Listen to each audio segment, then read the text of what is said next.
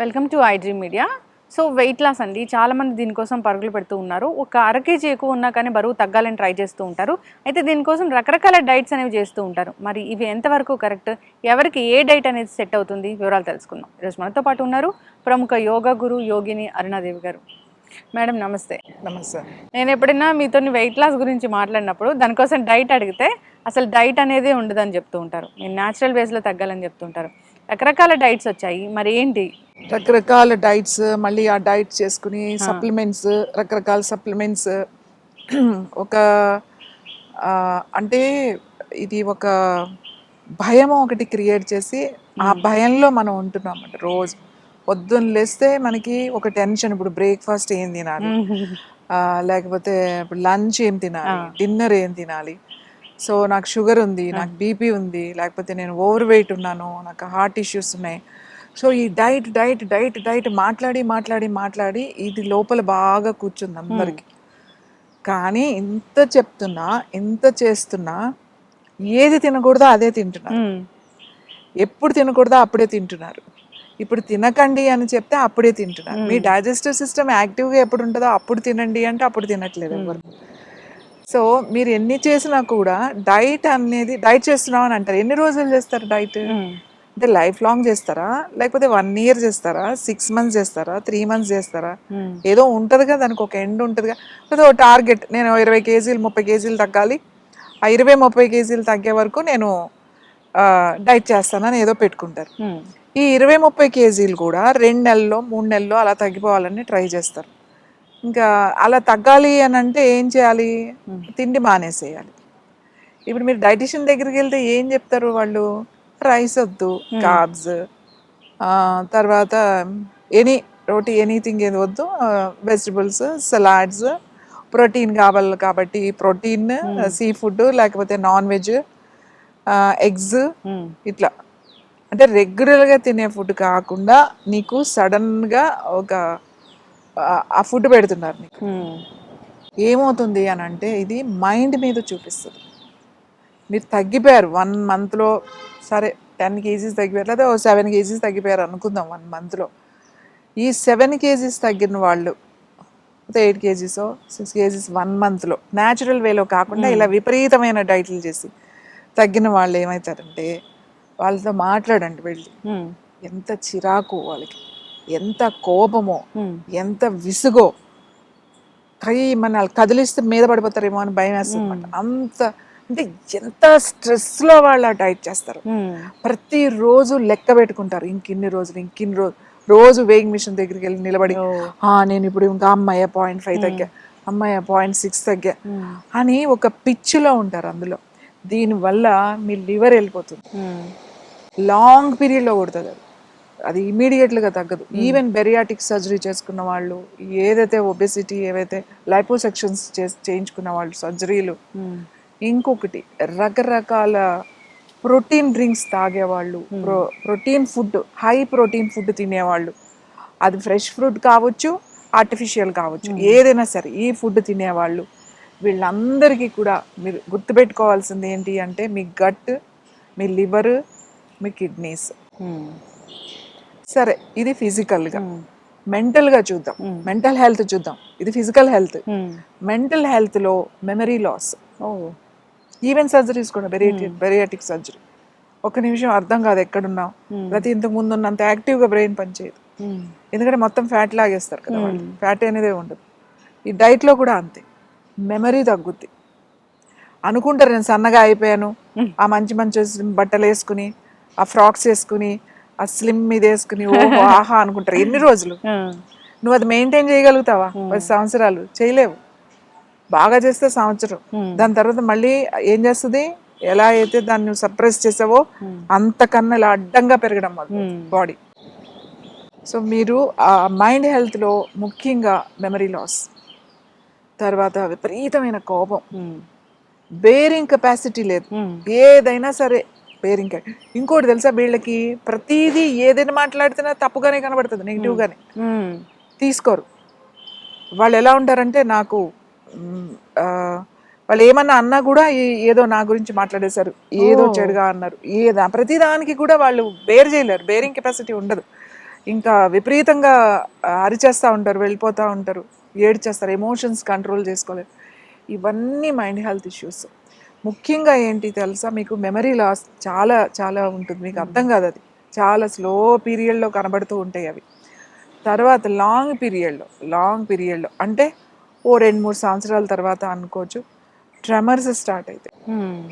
నువ్వు ఎక్కువ weight bearing capacity నీ బోన్స్కి ఉండదు, నీ బోన్స్లో ఉన్న మినరల్స్ పోతాయి. బోన్ హెల్త్కి ఓన్లీ కాల్షియం కాదు.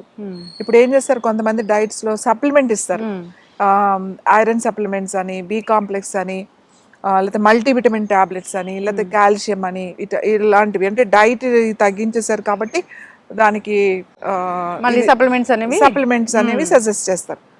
ఆ సప్లిమెంట్స్ అన్నీ కూడా ఆర్టిఫిషియల్ సప్లిమెంట్స్ ఉంటాయి. నీ బాడీలో తయారయ్యేవి తగ్గకపోతే ఈ సప్లిమెంట్స్ మీద మనం ఎన్ని రోజులు ఉంటాం? ఎగ్జాక్ట్లీ. మొత్తం ఉప్పు మానేసే వాళ్ళు ఉంటారు, కొంతమంది ఉప్పు మానేయండి అని చెప్పి ఉప్పు మానిపించే వాళ్ళు ఉంటారు. అది ఇంకా ప్రమాదం. ఉప్పు లేకుండా అసలు కానీ భోజనాలు చేస్తే ఎవరైనా సరే, బీపీ ఉన్న వాళ్ళు కూడా, హై బీపీ ఉన్న వాళ్ళు కూడా ఎక్కువ ఉప్పు తినకండి. కానీ కొంచెం ఉప్పు అనేది శాస్త్ర ప్రకారం కూడా ఉప్పు వేసుకోవాలి అని అంటారు. ఉప్పు లేనిది తినకూడదు, ఉప్పు లేని కూడా అని చెప్తారు. అది మంచిది కాదు అని చెప్పి ఉప్పు మర్చిపోయినా కూడా తీసుకొచ్చి మళ్ళీ ఉప్పు కలుపుతారు. ఎందుకంటే ఉప్పు, సోడియం చాలా చాలా ఇంపార్టెంట్, బాడీ డీహైడ్రేషన్ అయిపోతుంది. కాబట్టి ఏది అతిగా చేయొద్దు. నేనేమంటాను, ఏది అతిగా చేయొద్దు. మన భోజనం, మన తెలుగు భోజనం చూసుకోండి, ఇట్స్ ద బెస్ట్ భోజనం. కానీ ఎక్కడ ప్రాబ్లం అయిపోతుంది, ఇష్టమైన టైంలో ఇష్టం వచ్చినట్టు తినేయడం, అక్కడ నీకు ప్రాబ్లం అవుతుంది. అంటే భోజనం తప్పు కాదు, మనం తీసుకునే టైమింగ్స్ తప్పు. Timings, quantity. ఇప్పుడు నువ్వు పొద్దున్నే తినేసి, మళ్ళీ మధ్యాహ్నం తినేసి, మళ్ళీ సాయంకాలం తినేసి, మళ్ళీ మన పని ఏంటి, కూర్చోవడం. కూర్చొని చేసే పని ఎక్కువ కదా, మనం ఏమి పరిగెట్టట్లేదు, బరువులు మొయ్యట్లేదు, అటు ఇటు వెళ్ళట్లేదు, ఏం చెయ్యట్లేదు. ఒకవేళ వెళ్ళినా కార్లో వెళ్తాం, దేని మీద బండి మీద వెళ్తాం, నడిచే వాళ్ళు ఎవరు? ఇప్పుడు రోజు కావాలని 2 కిలోమీటర్లు నడవడం తప్ప అటు ఇటు నడిచేది ఏం లేదు కదా. సైకిల్ కూడా లేదు, పోనీ అప్పుడు అంటే బాగా సైకిల్ తొక్కేవాళ్ళు కాబట్టి 3 పూట్ల హ్యాపీగా తినేసేవాళ్ళు, ఇప్పుడు అది కూడా లేదు. కాబట్టి మన పని ఏంటి అనేది చూసుకుని 2 మీల్స్ తీసుకోండి, తక్కువ క్వాంటిటీ తీసుకోండి. మన మీల్ కొంచెం కాప్స్ ఉంటాయి, ఒక బౌల్ తీసుకోండి, రైస్ బౌల్ చక్కగా ఇంత బౌల్ పెట్టుకోండి, ఒక బౌల్ ఉంటుంది, చిన్న బౌల్.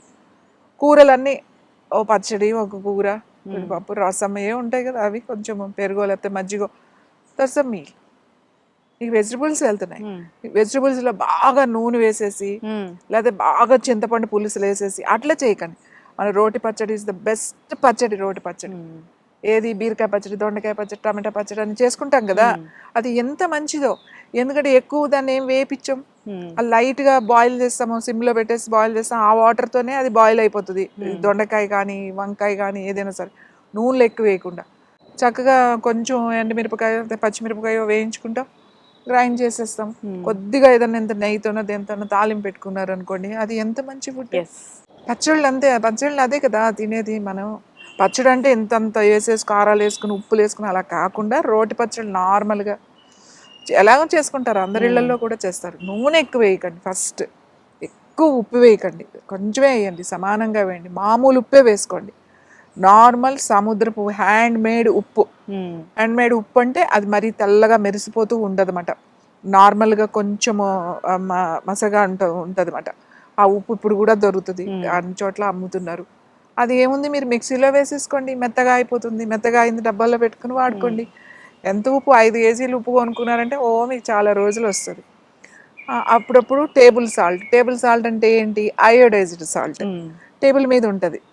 టేబుల్ మీద అంటే ఎప్పుడైనా ఉప్పు సరిపోతే కొంచెం వేసుకుంటారు అంతే. ఏదైనా ప్రాబ్లం ఉంటే, అయోడిన్ ప్రాబ్లమ్స్ అంటే అప్పుడు టేబుల్ సాల్ట్ వాడండి. సో రెగ్యులర్గా ఈ ఉప్పే వేసుకోండి, ఈ ఉప్పే మనకు మంచిది.